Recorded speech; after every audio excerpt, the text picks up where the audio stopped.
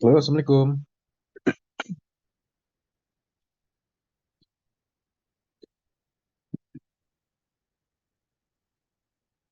Pada standby. Udah bang, Oke, ntar ya.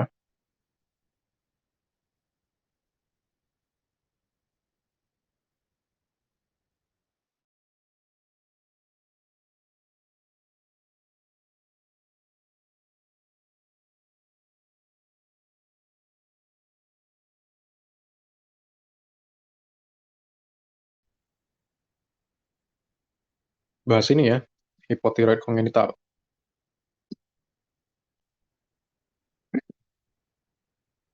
Oke, Assalamualaikum warahmatullahi wabarakatuh. Sebelum kita mulai, kita baca doa pembuka majelis dulu. Bismillahirrahmanirrahim. Asyhadu an la ilaha illallah wa asyhadu anna Muhammadar Rasulullah. Rabitu billahi robba wa bil islami dina wa bi Muhammadin nabiyya wa rasulah. Rabbi zidni ilman warzuqni fahman. Oke, ini ada kongenital ya. Ini ada hipotiroid. Endokrin udah masuk deh.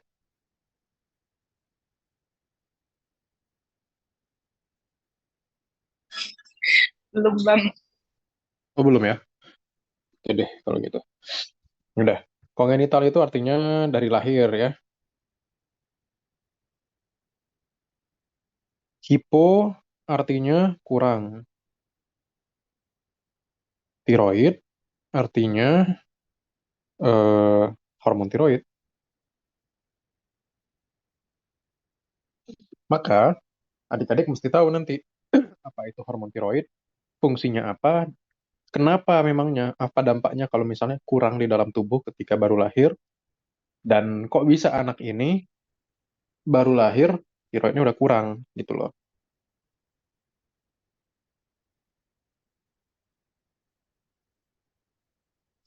Oke, lanjut ya.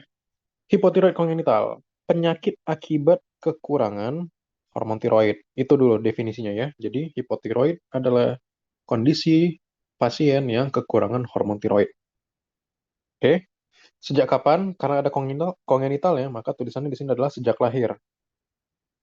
Nah, ini adalah penyebab tersering IQ-nya rendah ya. Mungkin adik-adik nanti akan ketemu pasien-pasien dengan kemampuan belajar yang kurang, kemudian apa namanya itu? IQ-nya 90 ke bawah. Rupanya pas dia baru lahir, dia ada hipotiroid kongenital yang tidak segera ditangani. Nah, ini sifatnya tidak dapat dipulihkan atau irreversible. Nggak bisa ujuk-ujuk yang begini tuh langsung dibikin pinter lagi tuh nggak bisa. Tapi, dia bisa dicegah, nih ya, kata kuncinya adalah mencegah dengan diagnosis dan terapi dini melalui apa? Screening hipotiroid kongenital. Artinya nanti setiap bayi-bayi baru lahir itu harus di-screening, ada nggak hipotiroidnya atau tidak. Oke, nah kita cerita dulu, apa sih yang dimaksud dengan hormon tiroid?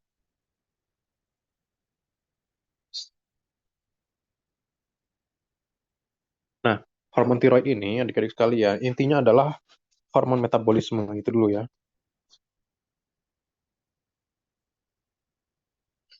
Jadi, Fawa dan Tasya ketika olahraga, kan badan itu terasa hangat ya. Keringat keluar, nadi meningkat, nafas cepat. Disitulah kita katakan bahwa ini metabolisme kita meningkat. Nah, yang membantu metabolisme meningkat itu adalah hormon tiroid. Artinya ketika tubuh itu mau kerja, mau berfungsi, mau apa namanya tuh, mau panas nih ceritanya. Sama kayak HP kita, apa? Jangan HP deh, mobil. Mobil kan dingin dulu tuh awalnya, sebelum dia dipakai untuk kenceng-kencengan, dia mesti pemanasan dulu kan. Nah, prosesnya itulah menggunakan hormon tiroid ini. Artinya apa? Kalau kita kekurangan hormon tiroid, maka fungsi-fungsi untuk memanaskan tubuh supaya dia bisa menjalankan fungsinya tadi itu jadi keganggu, ya. Nah, jadi dia pertama munculnya dari hipotalamus nih. Hipotalamus itu mengeluarkan TRH ya. TRH ini thyroid releasing hormone dikirimkan ke anterior pituitary ya. Sehingga apa? Anterior pituitary akan mengeluarkan thyroid stimulating hormone TSH namanya. Yang mana TSH ini nanti akan dikeluarkan ke organ tiroid ini namanya. Nah, organ tiroid mengeluarkan hormon tiroid, ya, sesuai namanya. Di mana organ tiroid ini? Organ tiroid ini letaknya pas di bawah voice box ini, tempat pita suara. Kalau pada laki-laki pada jakunnya. Nah, itu hormonnya ada dua, ada T3, ada T4, ya. Nah, apa fungsinya?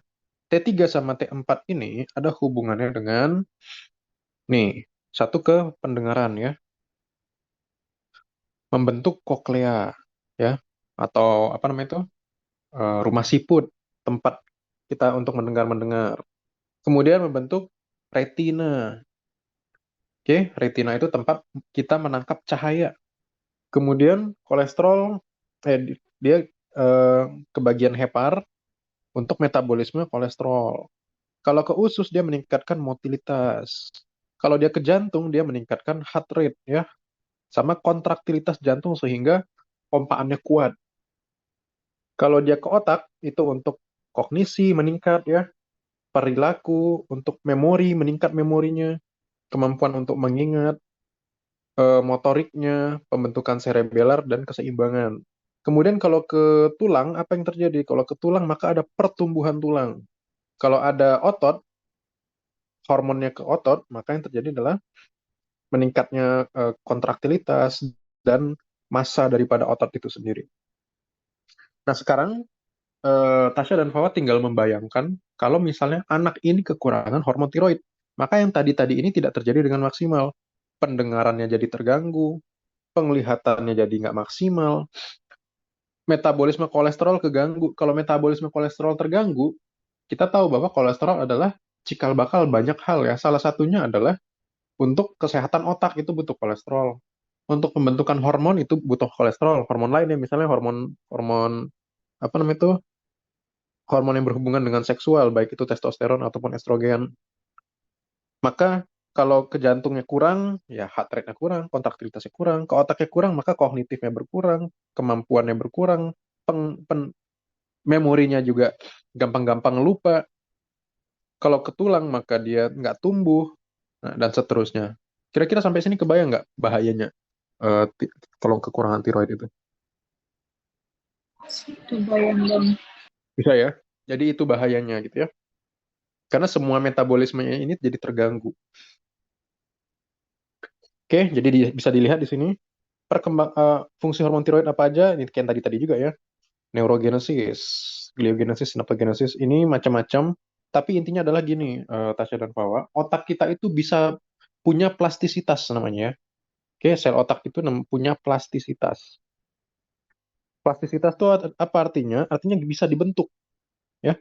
Bisa dibentuk tergantung kita apa aktivitas kita sehari-hari. Makanya kalau kita masuk kuliah kedokteran, nah, otak kita dibentuk sesuai otaknya orang kedokteran. Nah, itu plastisitasnya, no? Jadi aktif di sini, aktif di sini, aktif di sini, bagian otaknya. Begitu juga kalau kita ikut jadi atlet misalnya, maka otak kita jadi terbiasa seperti atlet. Refleksnya cepat, kognisinya melihat gerakan bola dan seterusnya, dan refleksnya ketika ada situasi-situasi tertentu. Nah, itu plastisitas. Maka untuk kita bisa jadi adaptasi, untuk jadi pinter, untuk bisa berkembang, itu butuh plastisitas ini. Yang mana plastisitas ini bergantung pada hormon tiroid juga. Oke, jadi apa itu neurogenesis, gliogenesis ini nggak usah sekarang ya. Tapi intinya adalah plastisitas ini tadi. Kemudian perkembangan mata dan pendengaran ya kayak tadi juga ya. Pertumbuhan untuk tinggi badan, massa otot dan seterusnya. Termogenesis, bentuk-bentuk lemak coklat tadi ya. Kemudian metabolisme pada dasarnya, fungsi-fungsi jantung, saluran cerna, basal metabolic rate ya. Nah, otak bayi butuh hormon tiroid sedini mungkin, apalagi sejak trimester 1, bahkan sebelum kelenjar tiroidnya berfungsi. Yang mana plasenta ini adalah barrier yang transfer free ke fetus untuk T3 dan T4. Artinya apa? Otak bayi untuk berkembang itu butuh tiroid, satu. Yang kedua, si bayi ketika trimester 1 itu sudah butuh tiroid. Masalahnya adalah kelenjar tiroidnya si bayi sendiri itu belum memproduksi tiroid. Jadi dia dapat dari siapa? Dapat dari mother ya, dari ibunya. Nah, ibunya mengirimkan ini ke fetusnya melalui plasenta. Nah, ini intinya apa? Ini cuma ngasih tahu bahwa bayi itu penting mendapatkan tiroid untuk perkembangan otaknya, mulai dari trimester 1, tapi dia dapatnya dari ibunya gitu loh. Saking pentingnya dia dapat dari ibunya. Oke, bagaimana IQ anak hipotiroid kongenital kalau misalnya terlambat didiagnosis? Nah, bisa dilihat di sini, semakin lama terdiagnosis, IQ akan semakin rendah. Karena kemampuan anak tadi untuk belajar itu berkurang ya. Jadi kemampuan belajar ini suatu hal yang penting deh ya. Karena kita akan selalu terus belajar, selalu akan ada hal baru, dan kita akan selalu adaptasi dengan situasi yang baru. Kalau baru mulai kita terapi di usia 0 sampai 3 bulan, maka rata-rata IQ-nya adalah 89. Dan ini sebenarnya sudah termasuk telat ya. Karena begitu lahir baru kita tahu dia hipotiroid kongenital. Kemudian kalau misalnya dia 3 sampai 6 bulan, makin turun 71 baru mulainya ya. Di atas 6 bulan, maka 54. Arah-arahnya nanti ujung-ujungnya ada istilah idiot, mungkin adik-adik pernah dengar ya. Nah, itu sebenarnya bukan istilah ejekan, tapi itu memang istilah psikiatris yang menunjukkan bahwa IQ-nya rendah.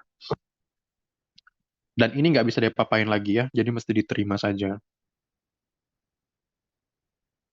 Oke, ini kayak tadi juga, merangsang growth hormone, menyebabkan anaknya tumbuh besar, makin gendut, dan ototnya semakin padat dengan tulang yang semakin panjang. Ya, pertumbuhan tulang, tulang rawan, bone remodeling. Tapi kalau ada hipotiroid, maka pengaruh langsung hormon tiroid pada pertumbuhan skeletal turun. Growth hormonnya turun. Konsentrasi IGF tadi untuk respon tulang rawan turun. Alhasil jadi apa? Perawakan pendek. Mungkin adik-adik pernah dengar yang namanya stunting ya. Nah, ini mirip-mirip dengan perawakan pendek. Tunggu salah simbolnya. Mirip-mirip. Oke, dia bukan stunting. Kalau stunting itu kan memang dia kekurangan nutrisi. Kalau ini mungkin bisa aja nutrisinya oke-oke aja, cuma hormonnya yang kurang ya. Oke, bagaimana manifestasi klinisnya? Bang, Ya, kalau misalnya hipertiroid juga stunting. Maksudnya perawakannya pendek juga, Bang. iya bisa. Salah satunya. Kuliah Jadi yang tentang membedakannya apa, Bang? ya, Jadi yang membedakan hipotiroid sama hipertiroid pada anak apa, Bang? hipertiroid. Iya, Coba Bang. ulang, apa yang membedakan? Hipertiroid sama anak sama hipotiroid. Oke, jadi ini ceritanya hiper apa hipo gitu ya? Iya, Bang. Oke, jadi apa itu hiper, apa itu hipo? Jadi kayak tadi, kalau misalnya dia hipotiroid, itu ngarahnya ke pertumbuhan yang terhambat. Ngomongnya tentang eh, segala hal yang berhubungan dengan metabolisme yang terganggu. Tapi kalau dia hipertiroid, maka ini fungsinya yang berlebihan. Kalau fungsinya berlebihan, anaknya jadi tampaknya kurus. Karena lagi diem-diem aja, pembakaran terjadi, metabolisme tetap berjalan. Jadi dia memetabolisme tubuhnya yang lagi anteng-anteng itu seakan-akan seperti sedang beraktivitas. Maka nanti berat badan anak jadinya bakal nggak naik-naik. Nah, itu cerita tentang hipertiroid. Nah, kalau pada anak kurang lebih seperti itu, karena dia nggak bisa banyak ngomong. Eh, tapi kalau pada orang dewasa nanti beda lagi hipertiroidnya. Dia lebih banyak keluhannya. Oke,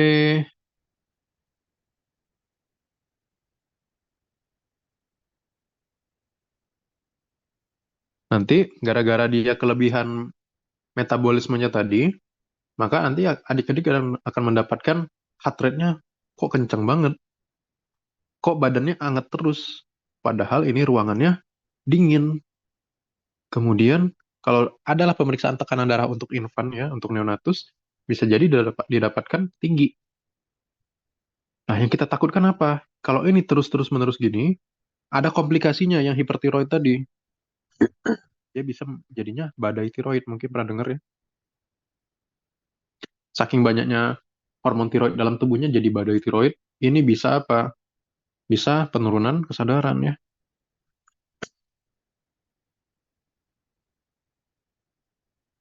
Dan kalau dibiarkan terus-menerus bisa apa? Bisa CHF atau gagal jantung. Gara-gara jantungnya kerja keras banget. Padahal dia tidak perlu bekerja terlalu keras.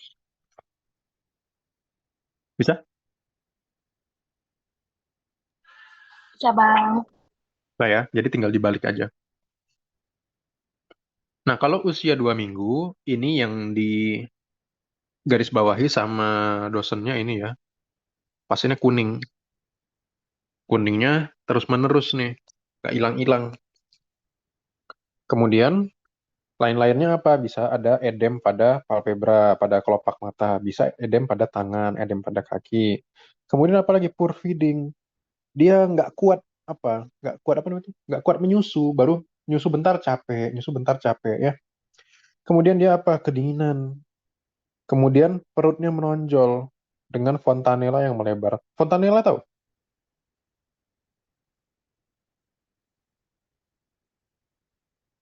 Ini tuh apa bilang ya? Sama ubun-ubun ya, Bang. Iya, ruang ruang kosong di ubun-ubunnya itu loh.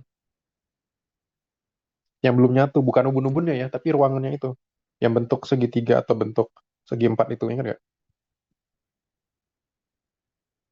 Fontanella mayor dan minor ya.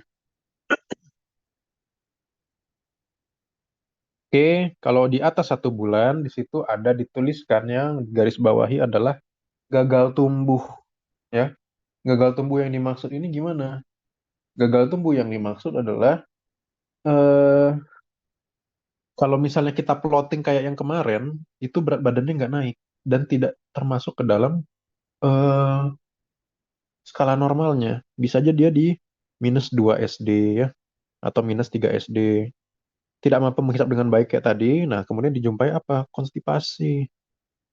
Oke, frekuensi BAB-nya turun. Anak biasanya aktif ke sana kemari, mau explore, ngeliat. Nah, ini nggak aktif. Kemudian dia hipotonia ya, keplek. Kemudian kutis marmorata ini tampak ini ya, tampak kebiruan di bagian apa namanya tuh? Di bagian kulitnya ya, kulit biru. Kalau apa? Kalau dingin.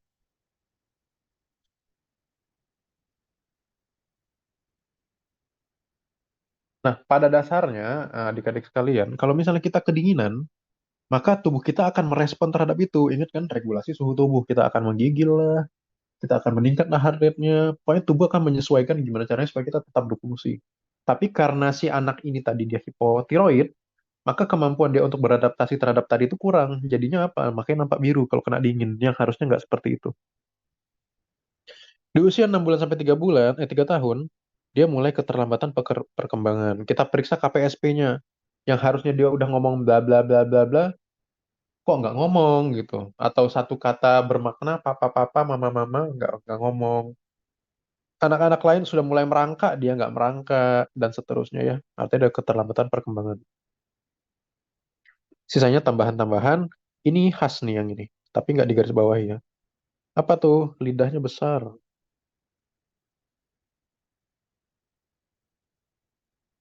Oke, dengan kulit kering ya.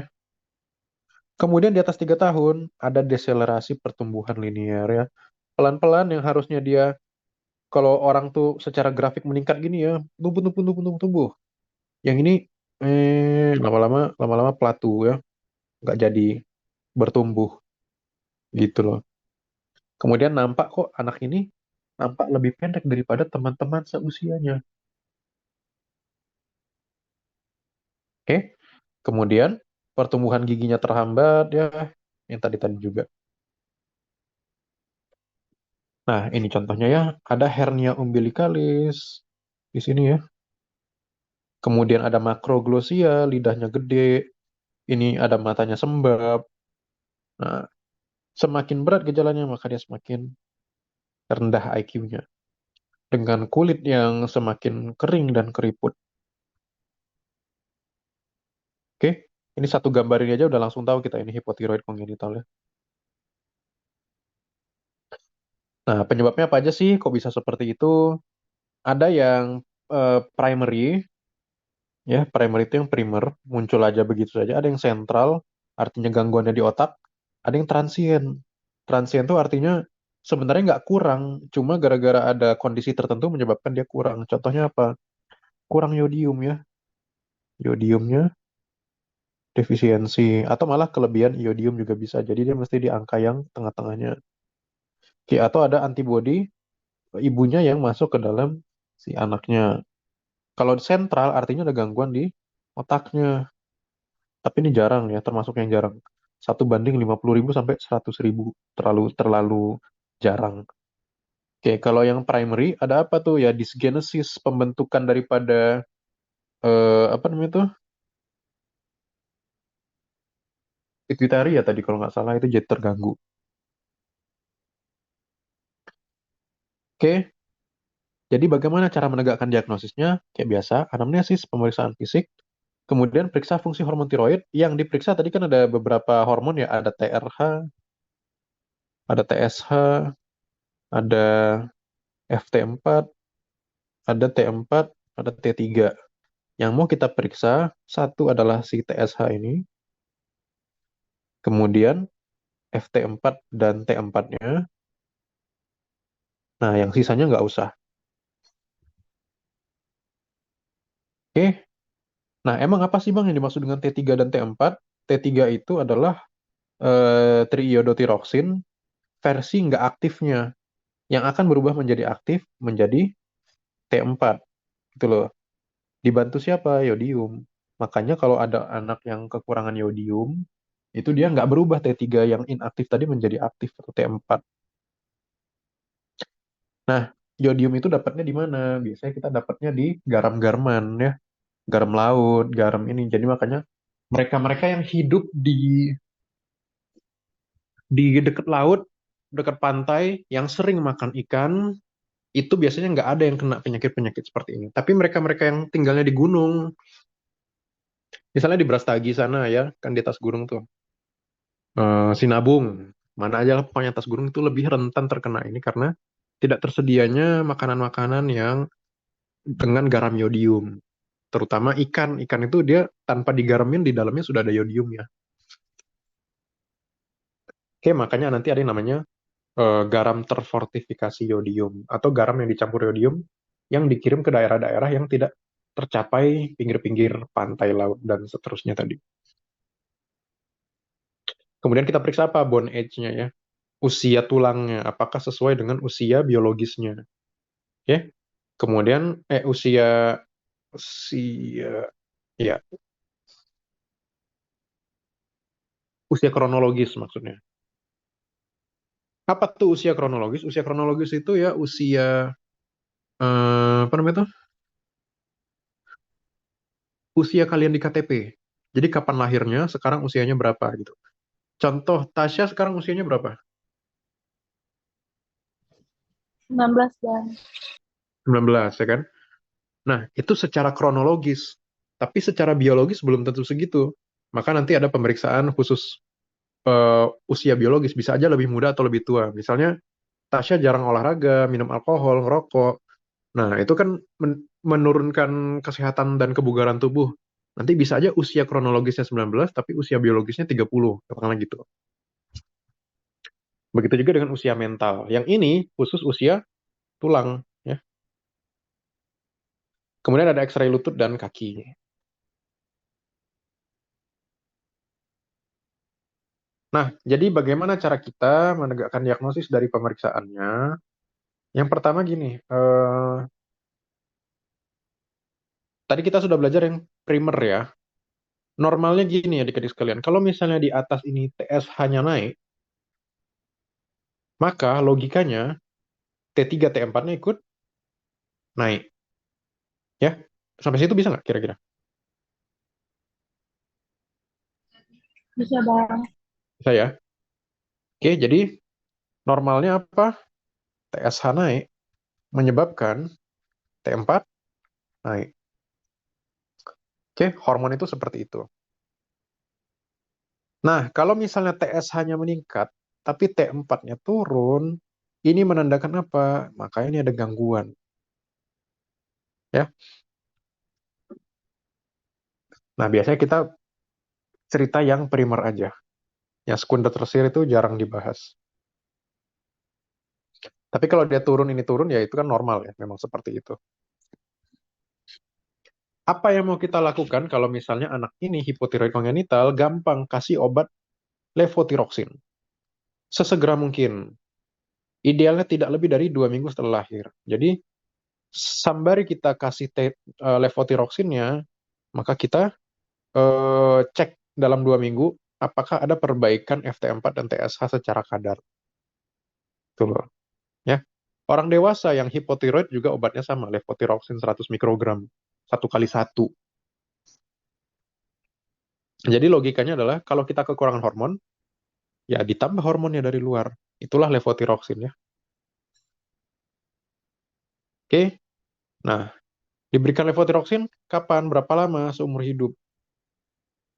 Kenapa? Karena kita sudah tahu bahwa tiroidnya ada ketidakmampuan untuk memproduksi hormonnya sendiri ya, si T3, T4 itu. Berapa banyak? 10 sampai 15 mikrogram per kilogram berat badan per hari. Jadi kalau berat badan anaknya baru lahir itu adalah 3 kilo, maka kita berikan sekitar 30 sampai 45 mikrogram per hari. Artinya kurang lebih sepertiga sampai setengah tab per hari. Kalau kita hitung itunya ya, per tablet. Oke, nah ini caranya ya. Bang, Pemberian, ya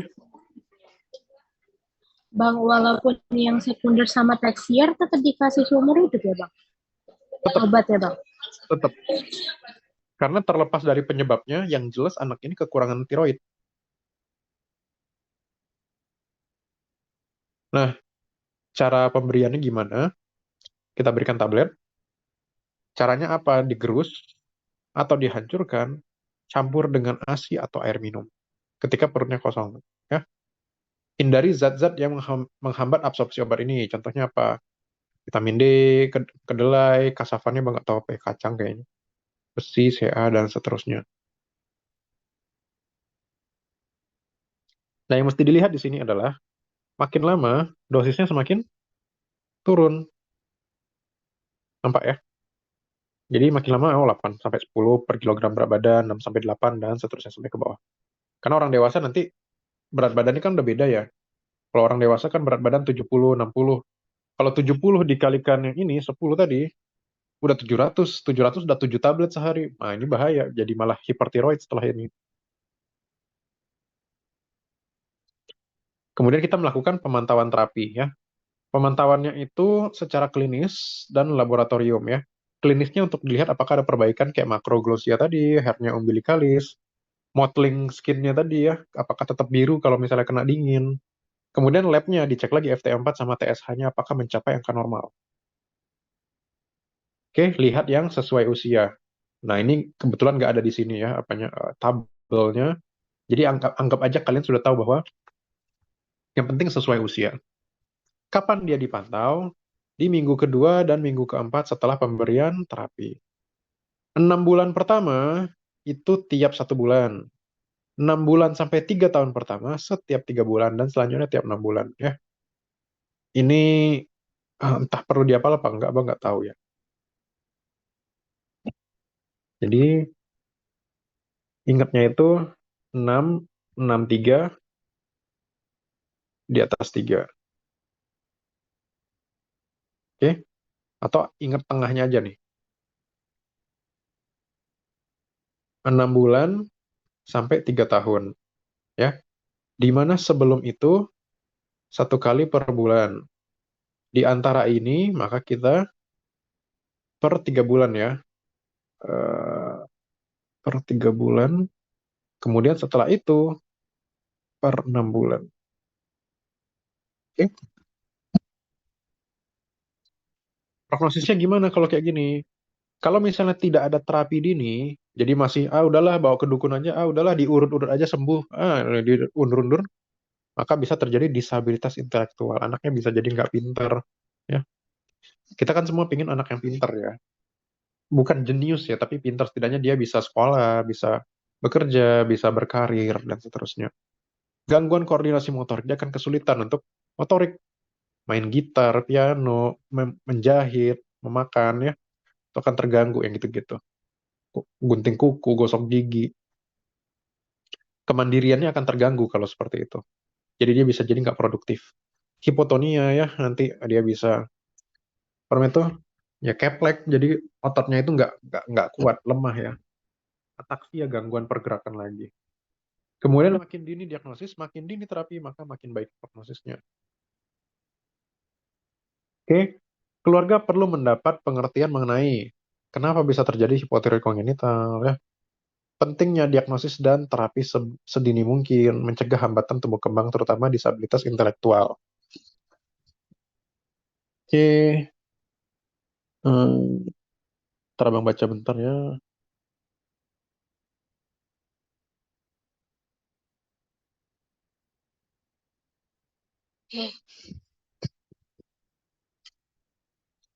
Cegah hambatan tumbuh kembang terutama ya.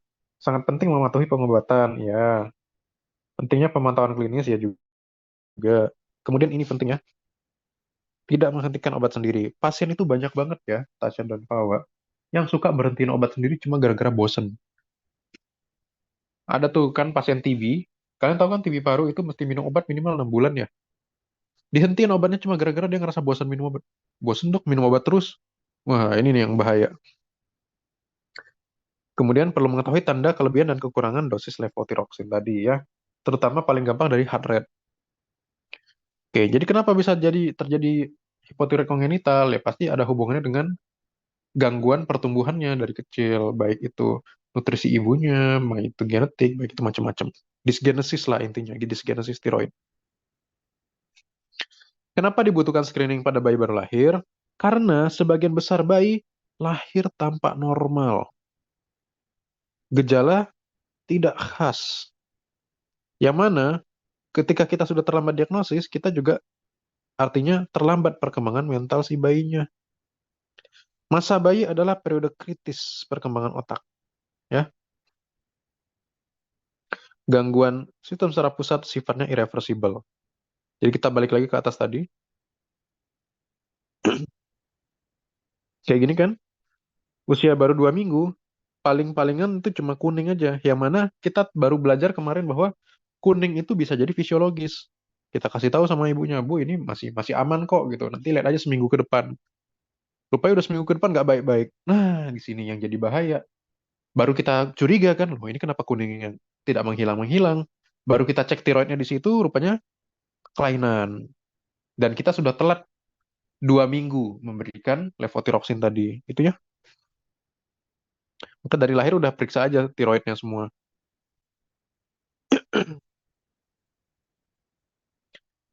Oke, periksa TSH ini paling sensitif untuk melihat hipotiroid primer.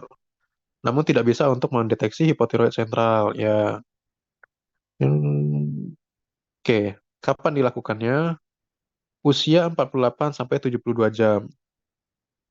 Maksimal usianya 14 hari. Cara ngambilnya yang ini, heel prick. Apa tuh? Jadi kakinya bayi, ini di belakang ini ada tumitnya. Tumitnya itu ditusuk pakai jarum, diambil darahnya, itulah yang diperiksa tiroidnya. Jadi screening hipotiroid kongenital direkomendasikan dilakukan pada usia segini, 48 sampai 72 jam. Kenapa gitu? Biar lihat juga kadang-kadang tiroid yang di dalam tubuhnya itu masih punya ibunya. Jadi kita lihat, oh ini masih bagusnya di hari pertama atau baru lahir. Rupanya itu masih efek punya ibunya, yang mana ketika dilihat 48 jam setelahnya rupanya menurun. Oke? Karena efek dari yang ibunya udah habis, rupanya yang dari tiroidnya sendiri ada gangguan ya. Nah, jadi Kalau bisa bang, dilihat di sini ya. si Fawa keluar bang, terkeluar. Apa? Si Fawa zoomnya terkeluar bang. Oh, jadi tunggu dulu. Udah OTW masuk sih bang, belum di ACC bang. Oh iya ya, bentar ya, kasih tahu ke Amal. Thank you, Bang. Ya,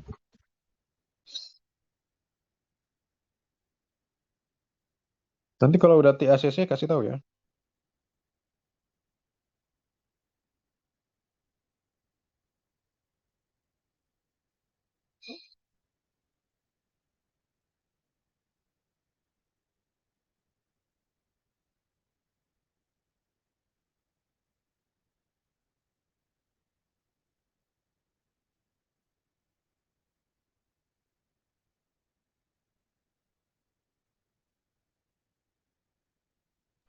Kalau Bang udah masuk lagi Bang. Udah masuk ya. Nah, lihat grafik ini. Ketika baru lahir nih, di hari pertama ini meningkat tuh. Tapi di hari kedua, satu satu hari setelahnya, ini dia mulai turun perlahan-lahan. Artinya apa? Kalau kita periksa di sini, di hari pertama pas betul-betul baru lahir itu bisa jadi didapatkan normal karena dia meningkat. Tuh loh. Ini juga sama. Hari pertama dia lagi puncak-puncaknya. Tapi begitu udah hitungan hari kedua, oh ini udah mulai bahaya. Makanya dia baru bisa didapatkan supaya tidak terjadi yang namanya false negatif atau negatif palsu. Kita mesti ngecek di hari ke 48 sampai 72 jam tadi ya. Oke, Bang mau kesimpulannya, nanya Bang. ya,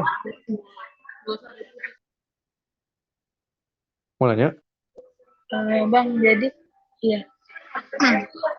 Jadi kalau misalnya kita terlambat rapi Bang, baru tahu kita udah umurnya 5 tahun, tapi kan ciri-cirinya itu udah keluar. Itu gimana Bang? Kayak lidahnya membesar, terus tikusnya ini keluar, itu Bang Tunggu, bakal tunggu. balik lagi Suaranya atau agak kurang jelas.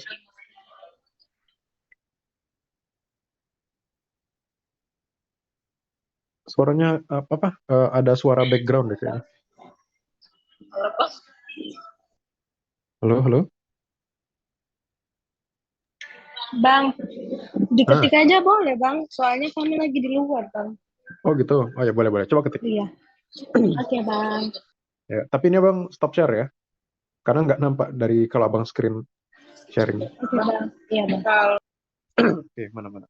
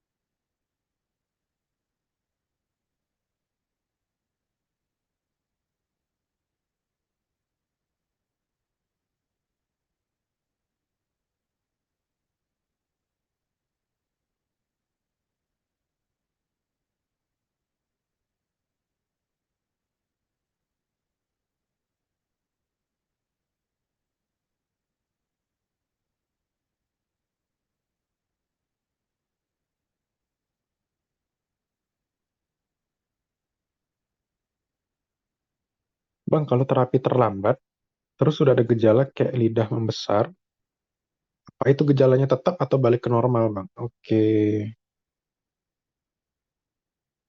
Jujur-jujurnya abang nggak tahu. Di slide soalnya nggak dijelaskan. Ini kan pertanyaannya adalah apakah reversible apa enggak ya? Eh, Coba kita googling bentar ya. Mana tahu ada jawabannya. Hypothyroid. Kalau nggak tahu.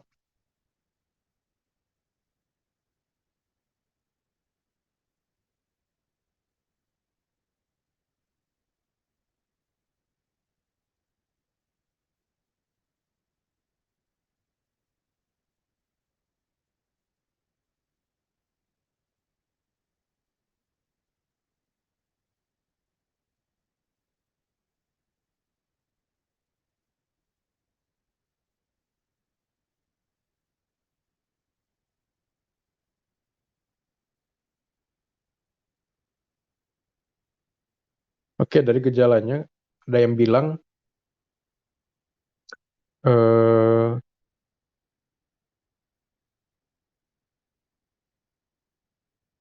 ada gejala-gejala tertentu yang bisa reverse, ya, jadi reversible, ada yang enggak.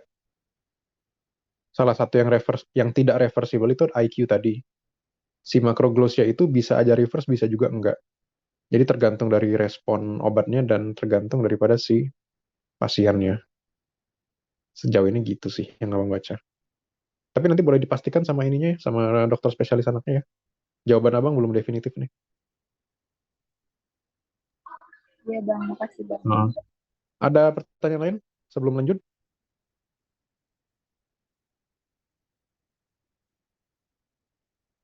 Enggak ada Bang. Nggak ada ya? Lanjut dulu.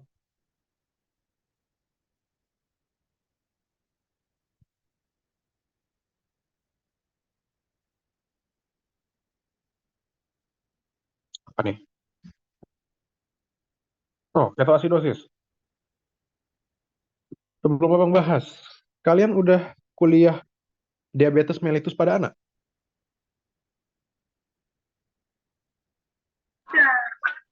Pada anak belum Bang, tapi dewasa udah. Oke, kalau DM pada anak belum, kenapa udah bahas ketoasidosis ya? Jadi ketoasidosis tau lah ya?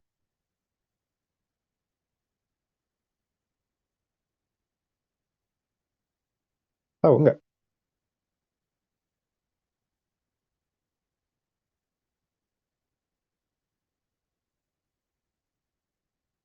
Oke,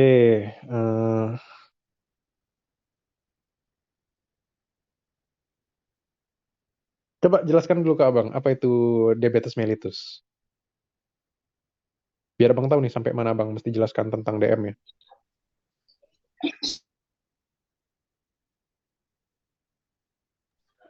Intoleransi insulin ya, Bang. Hah? Intoleransi insulin maksudnya? Ya, maksudnya si insulinnya itu nggak bisa memasukkan glukosanya ke intrasel, Karena? Bang. Karena? Karena bisa kekurangan insulin, bisa. Terus Oke, bisa insulinnya itu tidak bekerja dengan baik, Bang. Resisten. oke. Ya, jadi DM itu cerita tentang eh, gangguan di pankreas. Itu dulu ya, pankreasnya terganggu. Yang mana pankreas itu fungsinya memproduksi insulin. Nah, tapi entah kenapa ada kondisi seperti insulin tidak memproduksi, pankreas tidak memproduksi insulin sama sekali dari kecil. Itu kita namakan sebagai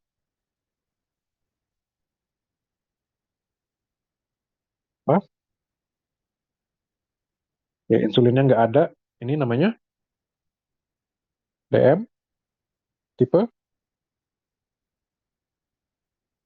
1.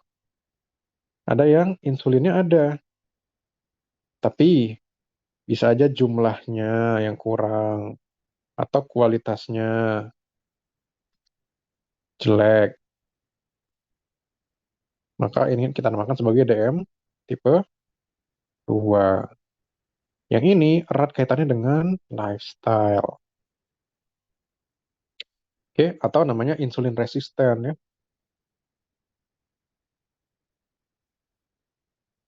Apa fungsi insulin? Ayu, Apa, Bang? apa fungsi dari insulin? Membawa glukosa ya, Bang, Membawa ke glukosa dalam sel. ke dalam sel Dalam ya. sel. Jadi kalau nggak ada insulin atau insulinnya jelek, glukosanya gimana? Numpuk ya, Bang. Di? Di hepar ya, Bang. Loh, loh, loh, loh, loh. Di pembuluh darah. Iya, di sirkulasi darah. Nah, kalau misalnya sirkulasi darahnya kebanyakan gula, tubuh tetap butuh energi nggak? Tetap, Bang. Tetap ya. Nah, kalau misalnya tubuh tetap butuh energi, dia dapat energinya dari mana dong? Kan gulanya nggak bisa masuk. Dari sumber yang lain ya, Bang. Ya, apa sumber yang lainnya? Bisa protein, bisa lemak, sama Ya, keton terakhir ya Bang. ya glukosa, lemak, protein. Nah, ketika dia tubuh itu sudah memecah hal lain selain glukosa, disitulah nanti muncul adanya keton, badan-badan keton ya. Yang mana badan keton ini sifatnya asam. Ketika dia kebanyakan di dalam tubuh, disitulah dia menyebabkan diabetik ketoasidosis. Ya, makanya mungkin pernah dengar diet keto ya. Diet keto itu adalah ketika kita tidak makan atau konsumsi glukosa sama sekali, menyebabkan pembentukan keton-keton di dalam tubuh kita. Hanya saja kita orangnya tidak diabetik. Jadi ini kondisi yang tidak berbahaya. Tapi ketika kita adalah orang yang diabetik, kondisi yang seperti ini bisa menyebabkan bahaya. Oke, itu dulu konsep ketoasidosis yang mesti dipahami ya. Jadi insulinnya terganggu, masuknya nutrisi ke dalam sel terganggu, tubuh cari sumber lain untuk mendapatkan energi, dia pecahlah bagian-bagian lain, rupanya sampah metabolismenya adalah keton, yang kalau kebanyakan bisa bikin ketoasidosis. Apa tuh ketoasidosis? Adalah ketika darah kita itu terlalu asam, yang gara-gara ketonnya kebanyakan. Sampai sini bisa? Bisa Bang. Saya. Jadi bukan gulanya yang tingginya yang jadi masalah, tapi tidak masuk gulanya ke dalam itu. Kalau diabetik ketoasidosisnya. Jadi dia bukan cerita makrovaskular, mikrovaskular kegangguan itu ya. Oke. Nah, di dunia itu DKA itu masih sering terjadi pada pediatrik ya. Sekitar 10% pasien ya per tahunnya. 1-10%. Insidensinya masih bervariasi di dunia ya. Dan ini semua tergantung dari perbedaan kualitas daripada healthcare yang ada di masing-masing daerah. Bagaimana mendiagnosis DKA ini? Yang jelas pertama adalah dia mesti mengalami hiperglikemi ya, atau glukosa darah di atas 200. Ini udah jelas kayak biasa. Kemudian pH-nya di bawah 7,3. Karena normal pH ya, pH darah atau keasaman darah, itu dia 7,35 sampai 7,45. Artinya di bawah ini dia asam nih, 7,2, 7,25 itu asam semua. Kemudian kita harus menemukan adanya ketonemia. Apa tuh? Adanya keton di dalam darah ya. Keton di darah. Atau bisa keton urea. Apa tuh? Keton di dalam urin atau BAK. Nah, ada khas lagi. Mungkin adik-adik pernah baca orang yang diabetik ketoasidosis bau mulutnya seperti apa?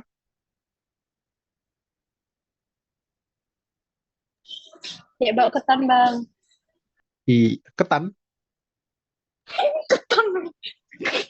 Kok ketan? Ketan Bang. Oh, keton. Iya. Maksudnya bau keton tuh apa tuh? Pernah kalian nyium bau keton? Kalian menghirup ini bau keton nih kayak ini. Pernah nggak Pernah gitu? Bang. Pernah kayak gitu? Pernah kamu. Pernah Bang. Jadi kayak apa bau keton itu? Bau halus. Bau kencing. Astaga. Oke, kayaknya kok bau kencing. Oke, kalau di literatur keton itu baunya bau buah. Pernah dengar nggak?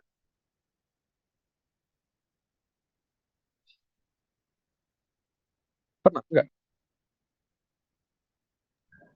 Buah apa Bang?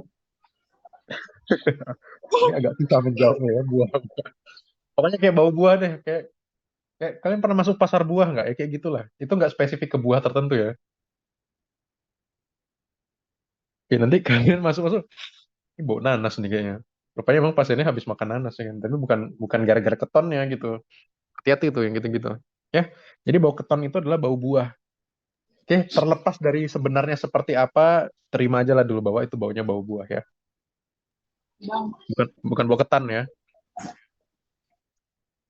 Bang. Nah, Eh, Jadi apa nih? Severe insulin deficiency, ya, relatif insulin deficiency. Apa nih maksudnya?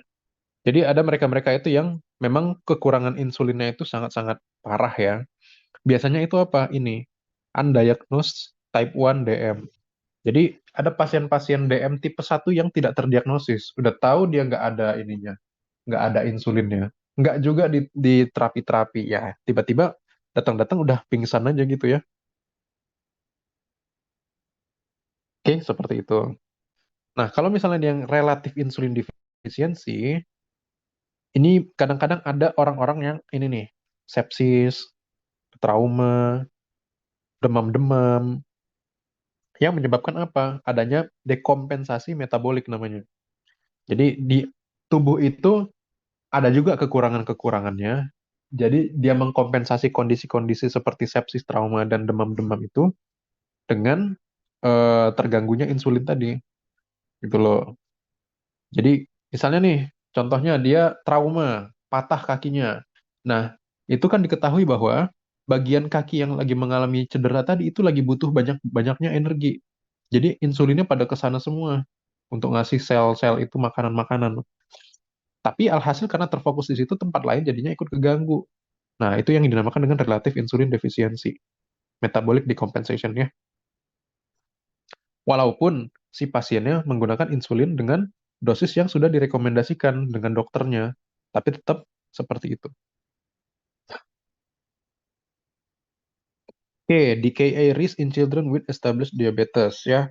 Jadi kalau misalnya dia punya diabetic ketoasidosis, apa aja yang bisa terjadi? Ya macam-macam ya. Resiko-resikonya itu misalnya pasien-pasien yang pakai insulin udah jelas ya, yang tidak disiplin insulinnya, atau yang metabolic kontrolnya terganggu, atau sebelumnya sudah punya DKA, sekarang bisa aja terulang lagi jadi DKA.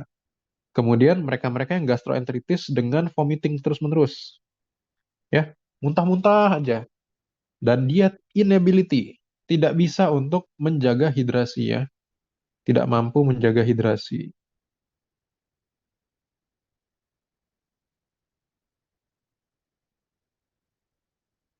Nanti muntah terus, baru minum muntah lagi, jadi keluar terus ya cairannya. Kemudian mereka-mereka yang ini psychiatric disorder ya, ada gangguan jiwa menyebabkan dia ada gangguan makan, baik itu anoreksia, bulimia, keadaan nggak mau makan, diet yang berlebihan dan seterusnya. Atau dia punya keluarga yang sulit ya, ada parent abuse, dia dianiaya sama keluarganya. Jadinya apa ya? Ya dia nggak terpikir untuk menjaga kesehatannya.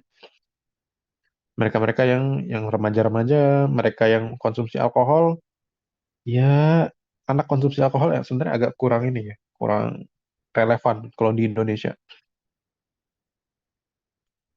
Oke, sama mereka-mereka yang kekurangan akses untuk layanan kesehatan. Bagaimana bisa terjadi DKA ini? Ya tinggal dilihat. Baik itu ada defisiensi insulin absolut, ataupun yang gara-gara stres, infeksi, atau kekurangan. Oke, mungkin DM tipe 2, yang misalnya pada anak-anak yang ini ya, yang obes-obes itu. Nah, counternya itu jadi meningkat ya, baik itu glukagon, katekolamin, dan lain-lain. Alhasil apa? Kita lihat fokus ke yang sini aja. Tadi kan urutan urutan pemecahan zat itu pertama glukosa. Kalau glukosanya nggak ada, maka yang dipecah apa tadi?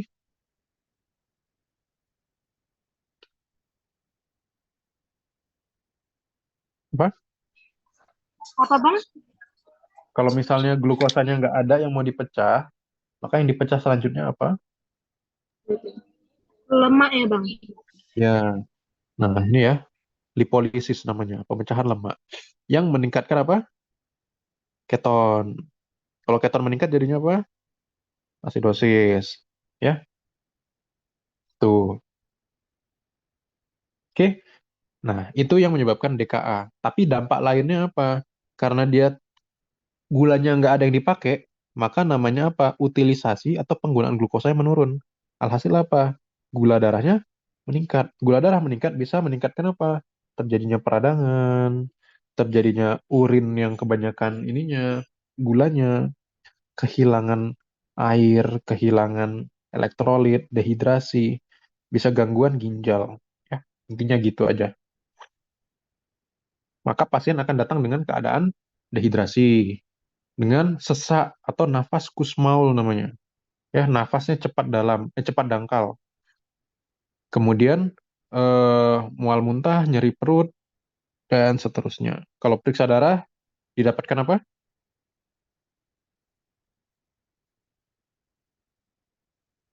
Asidosis ya. Oke, keton itu bisa diperiksa dengan dua cara ya, dari urin sama dari darah ya. Kalau dari urin ya pakai strip urinnya nanti. Jadi dicemplungin ke stripnya, kemudian dilihat berapa angkanya. Kalau misalnya dari darah ya ambil dari kapiler ya. Kemudian untuk melihat zat yang namanya beta OH butirat ini. Tinggal dilihat angkanya berapa. Oke. Nah, apa yang mau kita lakukan kalau misalnya ini anak terkena diabetik ketoasidosis? Yang kita lakukan adalah pertama korek asidosisnya. Apa tuh korek asidosisnya? Kita bantu untuk perbaiki asidosis, dikembalikan dari yang asam ke yang netral. Ya, jadi di antara range 7,35 sampai 7,45. Dan perbaiki ketosisnya. Artinya apa? Pemecahan lemaknya dihentikan. Maka nanti diberikan apa? Diberikan insulin ya. Oke, tadi kan kita tahu bahwa pasiennya dehidrasi. Meninggalnya itu biasanya anak-anak ini karena dehidrasinya, maka pasang IV fluid ya, pasang infus sebaik-baiknya, resusitasi cairan. Kemudian perbaiki glukosa darahnya kembali normal menggunakan insulin tadi ya. Kemudian lihat lagi komplikasi DKA-nya apa aja dan tata laksana. Kalau ada mual muntahnya, tata laksana mual muntahnya dan seterusnya. Oke. Nah, untuk memanajemen ini kita bertumpu pada ini ya, Pediatric Advanced Life Support. Inilah begitu anak ini datang langsung periksa gula darahnya, ketonnya, baik itu dari darah atau urin, periksa elektrolitnya, periksa akdanya, ya ini akda nih, analisa gas darah, dan kadar kesadarannya ya, pakai yang namanya GCS, Glasgow Coma Scale. Oke, nih GCS. Nanti belajarnya di blok emergensi, bukan sekarang ya. Tapi intinya GCS itu normalnya di 15 ya. Tapi kalau pasiennya penurunan kesadaran, dia artinya di bawah 15 ya. Mungkin sekitar 10 GCS-nya. Cara ngitungnya gimana? Nggak usah sekarang ya. Oke, apa yang kita lakukan? Clear airway. Ya, saluran napasnya diperbaiki dulu. Kita pasang NGT, nasogastric tube. Kita pasang oksigen. Kita pasang IV line. Oke, biasanya nih, kalau dari dulu ya, pasien emergensi, tata laksana awalnya itu adalah OIK ya. OIK, OIK. Apa aja tuh? Oksigen, infus, kateter. Biasanya gitu ya.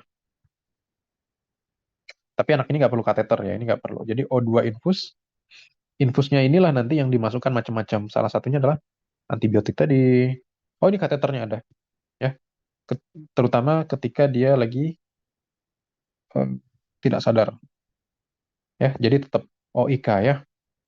Lanjut EKG tadi, kemudian pasiennya di NGT. Jadi OIK NGT kalau gitu.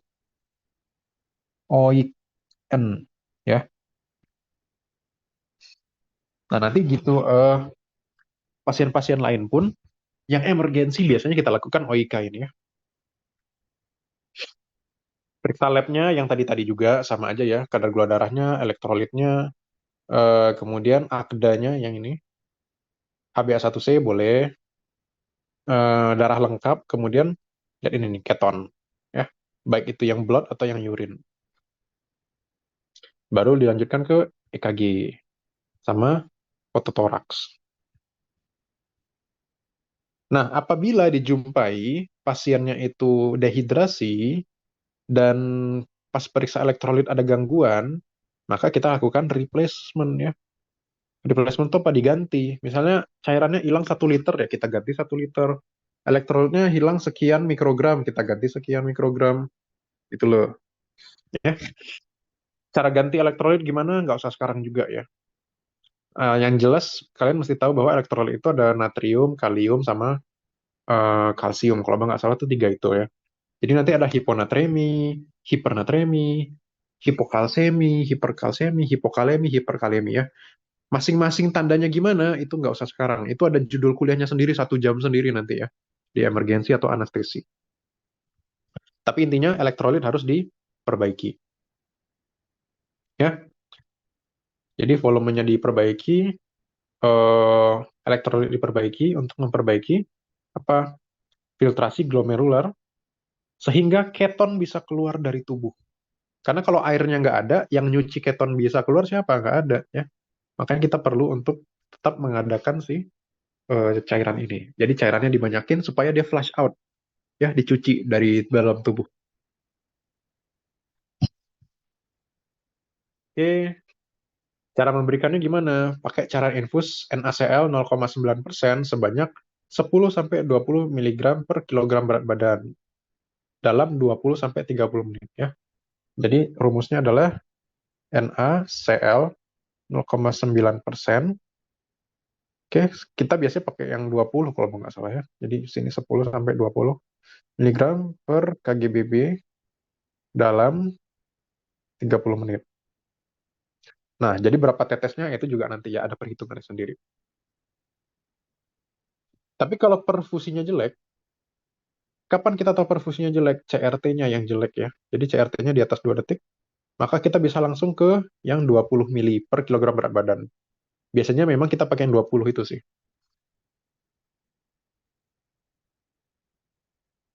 Oke. Nah, ini ada yang namanya calculate fluid deficit untuk menghitung seberapa banyak cairan yang si pasien ini kehilangan supaya kita bisa menggantinya sesuai dengan itu juga. Nah, ini sebenarnya ceritanya panjang ya, tapi intinya adalah cairan yang hilang harus diganti. Cara menghitungnya itu singkatnya adalah, ini nggak usah dihafal ya, ini biar tahu aja. Derajat dehidrasi. Kemudian body weight-nya ya, berat badannya berapa. Ya, jadi degree of dehydration-nya berapa persen, tambah berat badannya, kalikan 1000, baru dihitung dalam 48 jam. Gitu. Perhitungan nggak usah sekarang ya, tapi intinya adalah dia mesti diganti gitu aja deh yang sekarang ini. Dia ngitungnya sampai liter per jam soalnya. Ini ada kuliahnya sendiri juga nanti. Oke, menggunakan two bag system. Yang satu NaCl dengan KCl untuk mengganti kaliumnya. Yang satu lagi untuk sama juga ya. Tapi tambahannya adalah D10 ini dextrose ya, atau cairan gula.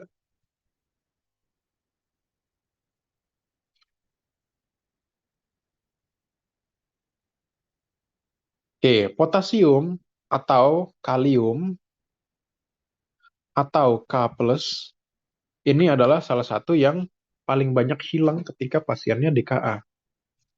Jadi, eh, intinya adalah kalau misalnya pasiennya banyak ini nih, vomiting, muntah-muntah dengan osmotic diuresis, atau banyak kencing gara-gara gangguan osmotiknya tadi gara-gara gula darahnya yang tinggi, itu bisa menyebabkan si potasiumnya hilang. Gitu ya. Jadi biasanya kita harus mengganti potasiumnya. Ya, jadi replace potassium replacement atau correction ya. Correction. Oke, kalau secara tablet ada namanya KCR ya. KSR, KSR ya, KSR.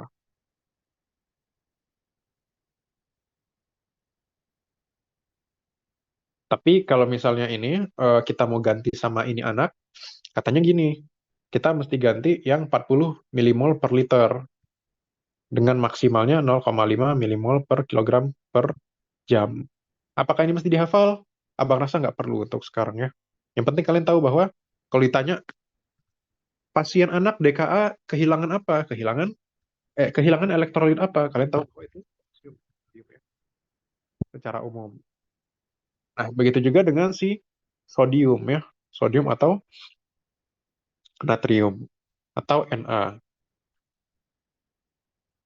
Kenapa gitu? Karena si natrium ini bisa terjadi adanya pseudo hiponatremi ya.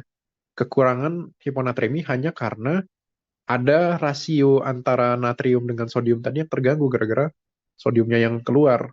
Maka kita perbaiki ketika dia di bawah 120 MEq per liter.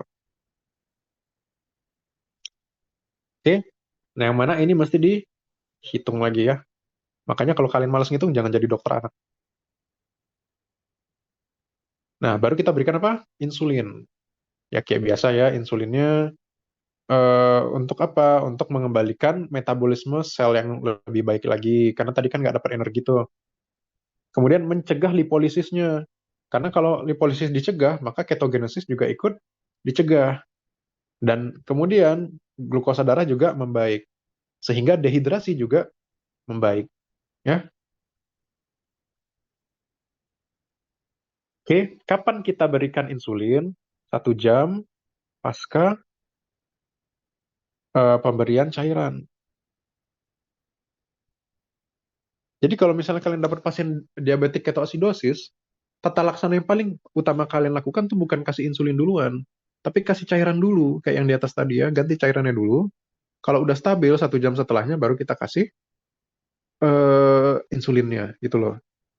Berapa banyak? 0,05 sampai 0,1 unit per kilogram berat badan per jam.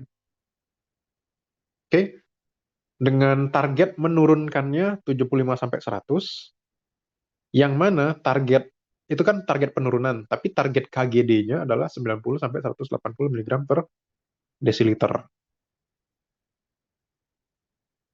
Oke, insulin drip, Lessovir DKA ini, oke nggak usah lah. Ini aja balik ke yang ini aja tadi, yang udah dibahas aja ya. Kemudian ada bikarbonat. Bikarbonat ini untuk reverse asidosisnya. Ya. Jadi tadi kan kita udah tahu bahwa darahnya asam. Maka cara untuk menghilangkan keasamannya, maka kita pakai bikarbonat ya.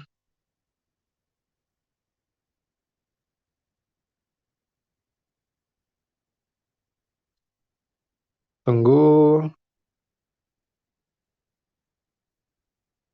Oke. Dia tulis di sini, ada trial nih, percobaan yang menunjukkan bahwa no clinical benefit dari pemberian bikarbonat. Ya. Jadi rupanya ada yang bilang bahwa kasih bikarbonat itu tidak bermanfaat secara klinis.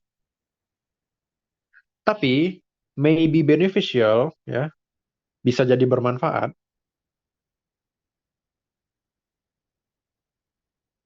Kalau apa? Pada pasien yang hiperkalemianya betul-betul gila banget nih. Asidosisnya yang sampai ngeri banget nih, di bawah 6,9. Kalau misalnya dia hiperkalemi seperti ini, jantung bisa keganggu ya. Oke.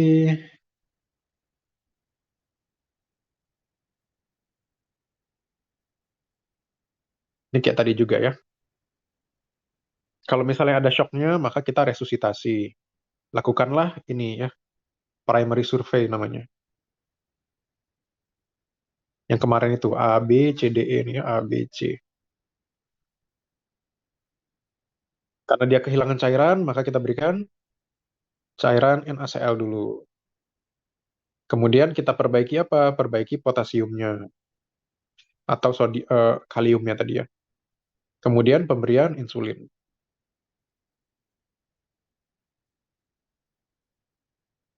Oke, sama aja nih.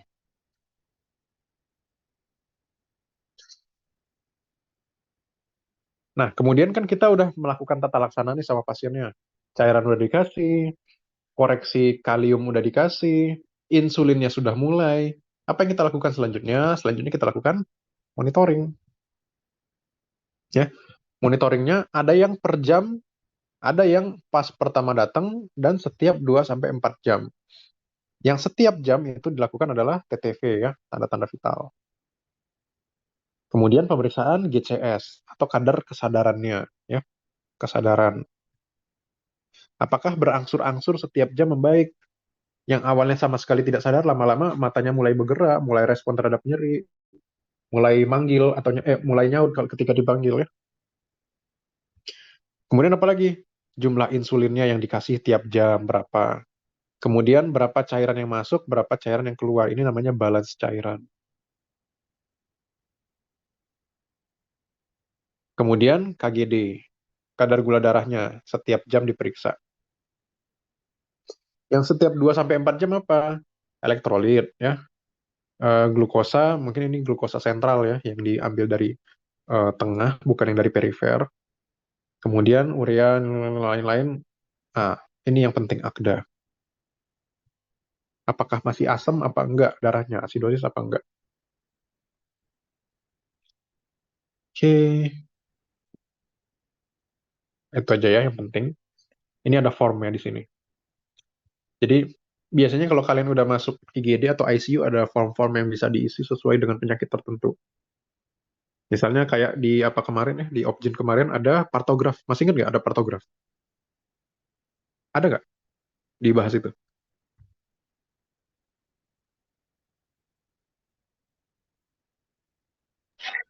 Kenapa bang? Partograf, ada nggak partograf pas Opjin kemarin?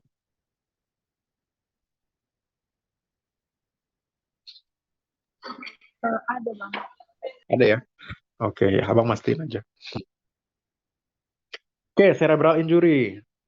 Nah, ada yang begitu-begitu tuh,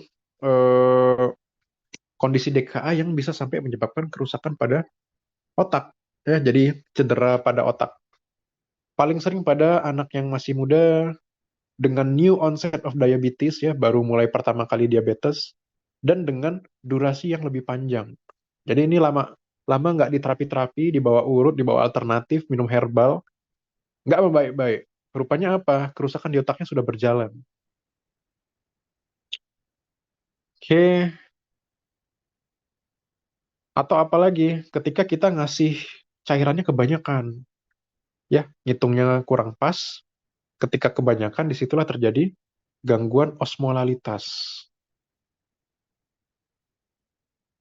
Kemudian pemberian bikarbonat yang tadi untuk memperbaiki asidosis, rupanya juga meningkatkan risk daripada cedera otak.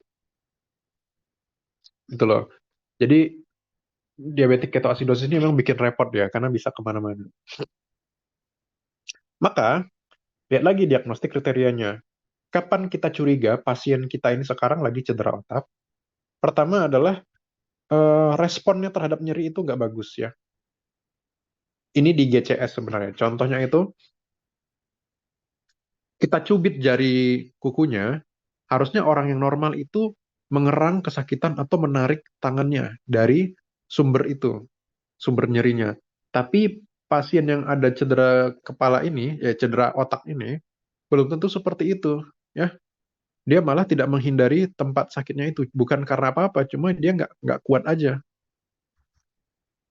Makanya responnya jadi beda. Ada pose dekortikasi atau pose deserebrasi. Ini udah masuk saraf ya, kalian belum masuk saraf, jadi agak susah menjelaskannya. Tapi ada postur itu yang nanti kita lihat ya di Google. Apa sekarang aja? Sekarang aja deh.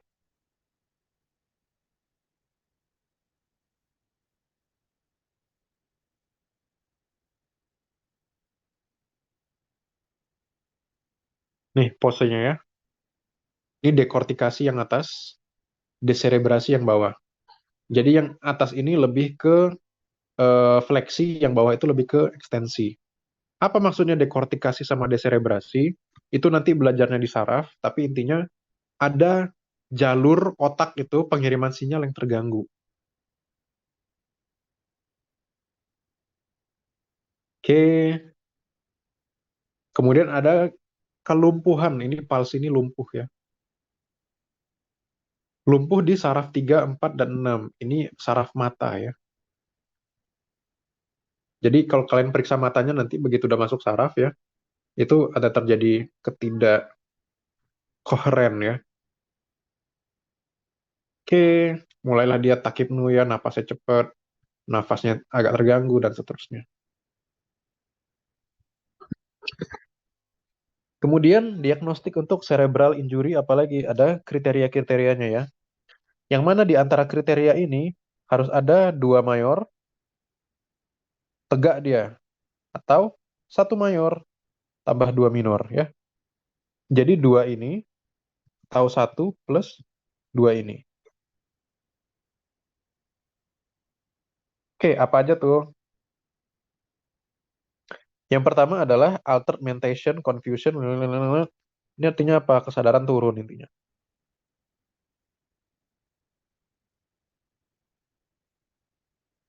Yang kedua apa? Di sini nampak heart rate-nya turun juga. Yang ketiga apa? Ngompol. Ngompol tidak sesuai usia. Apa maksudnya? Tasya masih ngompol nggak sekarang? Enggak, Bang. Nggak ya. Kalau misalnya ngompol, sesuai usia nggak? Enggak, Bang. Nggak ya. Nah, anak-anak itu dia batas boleh ngompol itu usia 5 tahun ya. Jadi kalau masih 3 tahun, 4 tahun, dia ngompol itu masih dianggap ya oke lah, wajar gitu. Paling dia mesti toilet training yang bagus. Nah, tapi kalau dia udah 6 tahun, masih seperti itu juga, nah ini artinya yang inilah yang dimaksud dengan ngompol tidak sesuai usia. Oke? Nah, kemudian minor kriteria ya, bisa mual muntah, bisa sakit kepala, bisa letargi ya, lemes-lemes. Kemudian diastolic blood pressure-nya di atas 90, usia di bawah 5 tahun ya. Jadi 2 mayor atau 1 mayor dengan 2 minor. Ini nggak perlu dihafal sih sebenarnya. Harusnya nggak ditanya sih. Ini terlalu jauh nih. Dalam banget. Apa yang mau dilakukan kalau kayak gitu? Kita kasih ini yang paling utama ya. Ada cairan yang namanya manitol. Oke, manitol ini nanti sifatnya adalah menarik cairan dari otak. Ketika ditarik cairan dari otak, biasanya dia akan membaik. Makanya dia itu termasuk diuretik ya.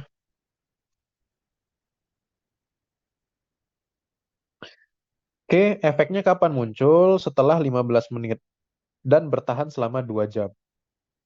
Tuh. Kemudian dikasih cairan hipertonik salin.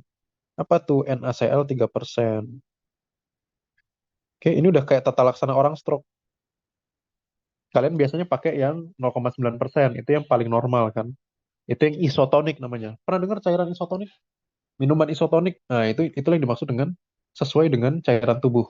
Tapi ketika dia ada penyakit-penyakit otak kayak gini, maka kita pakai yang hipertonik ya. Oke, berapa banyaknya ini nggak usah. Yang penting kalian tahu tata laksana gangguannya, satu manitol, yang kedua adalah NaCl 3%. Loh, habis. Ada yang mau tanya?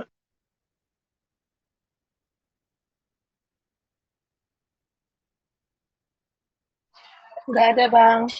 Nggak ada. Oke, jadi apa aja tadi pemeriksaan yang bisa dilakukan pada pasien yang diabetik ketoasidosis? Klinis dulu, klinis gimana?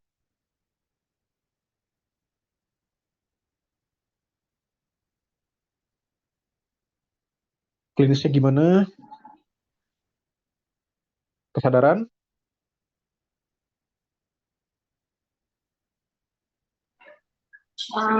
Pemeriksaan ininya banyak elektrolitnya, Bang. Tunggu satu-satu. Klinisnya dulu gimana? Secara klinis, kesadarannya gimana?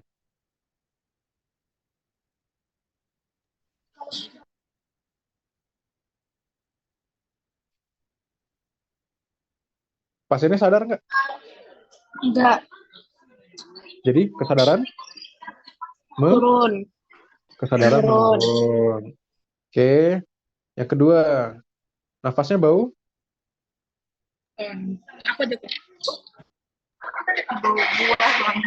Bau buah atau bau keton. Kemudian kalian periksa. Periksa KGD-nya. KGD-nya gimana? Naik apa turun? Naik, Bang. KGD-nya naik. Di atas berapa?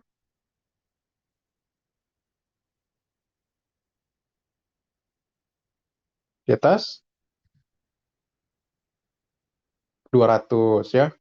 Kemudian kalian periksa apa lagi?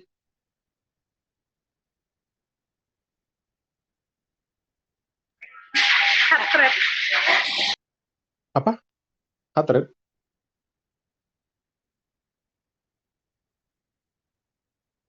Periksalah ketonnya. Periksa keton dari 2 spesimen apa aja?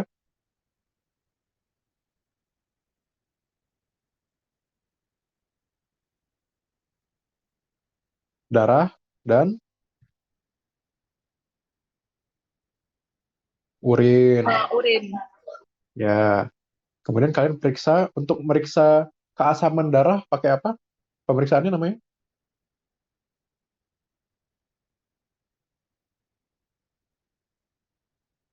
A,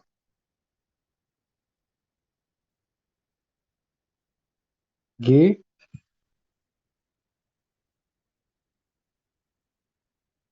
D,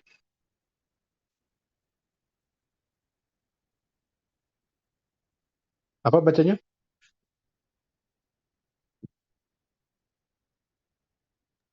Ada bang. Ada untuk ngecek apa tadi? pH pH apa? pH darah Oke, pH darah yang asam tadi berapa?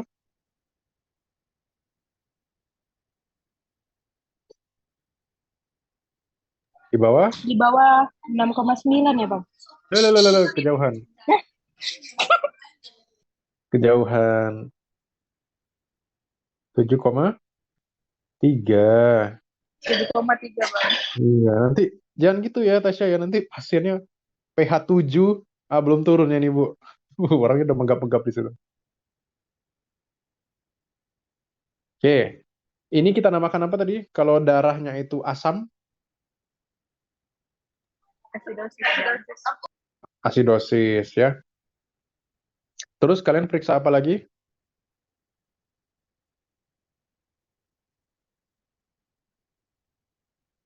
Apa yang sering keluar tadi kalau muntah?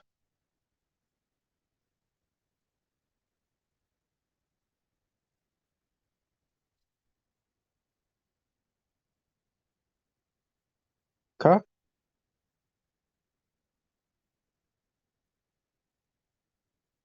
kali,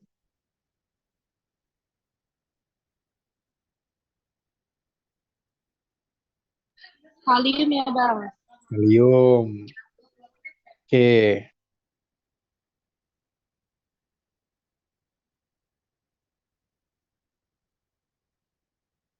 pemeriksaan elektrolitnya ya. Oke, tata laksananya gimana? Mani Manipal sama NaCl. Tunggu, ini membaca yang slide ini ya. Ini slide untuk apa tadi?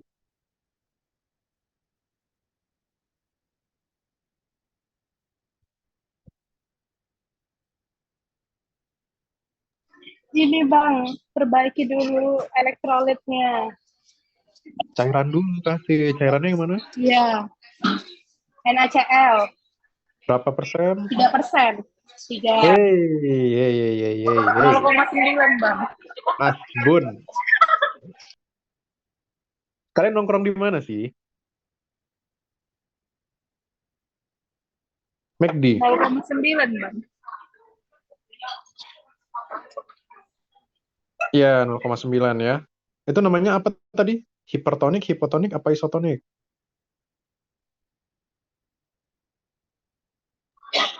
Isotonik bang. Isotonik ya. Berapa mili per kilogram berat badan? 10 sampai 20. Ya, kalau berat?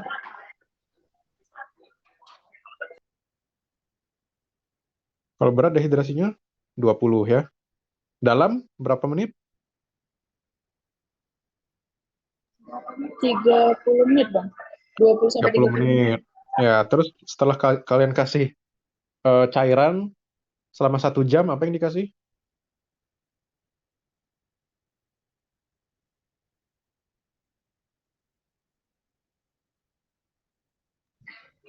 dikasih sodium sama kalium ya bang. Ya, boleh. Terus yang paling penting, ini kan pasiennya DKA. ada diabetesnya. Jadi kasih apa? Insulin. Insulin. Ya, inti dari slide ini sebenarnya cuma satu satu slide ini loh. Ini ke atas panjang-panjang banget dari tadi. Ya, klinisnya apa? Dehidrasi, napasnya cepat dalam ya, kemudian ada bau-bau keton di mulutnya, kesadaran menurun, ya, kemudian ini pemeriksaan-pemeriksaannya apa aja tadi? Keton-ketonnya, kadar gula darah meningkat, pH-nya menurun, periksa elektrolit ada gangguan dan seterusnya. Obatnya ini semuanya di satu slide ini sebenarnya. Jadi eh, nggak usah pusing-pusing ke atas ke bawah. Oke, ada yang mau ditanya?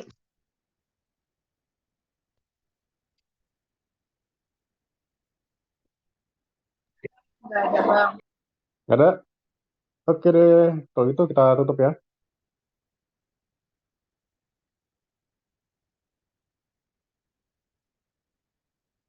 Oke, kita tutup dengan doa majelis. Subhanakallahumma wa bihamdika.